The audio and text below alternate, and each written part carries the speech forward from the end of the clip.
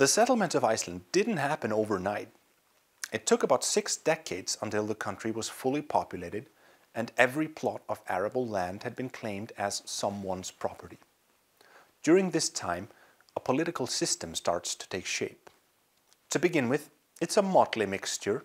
The settlers came from different districts of Norway and were accustomed to diverse legal traditions, so clashes of incompatible elements must have been unavoidable. However, a certain type of leadership seems to have been settled early on. In the arrangement that was determined, the leader's title is Goði. The office has a long pedigree, and its roots lie deep in the history of ancient Germanic culture. As you may have guessed, the etymological origin of the word Goði is related to the word God, and to begin with, these chieftains, like their antecedents in the early Middle Ages, have presumably been religious leaders of some sort.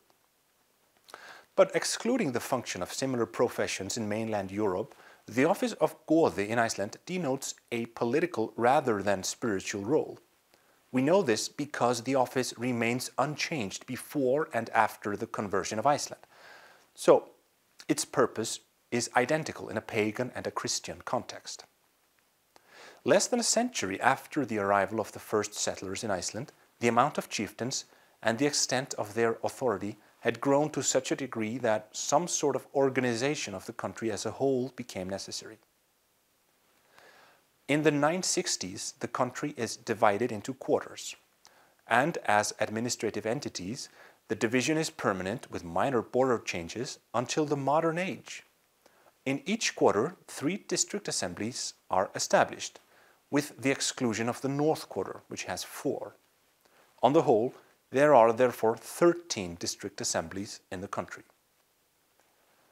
According to the law code, each district assembly was supposed to be conducted by 3 chieftains, and consequently the amount of chieftains would be 39.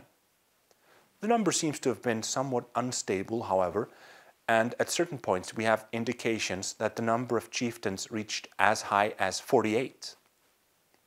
This is the political system we see at work in the sagas.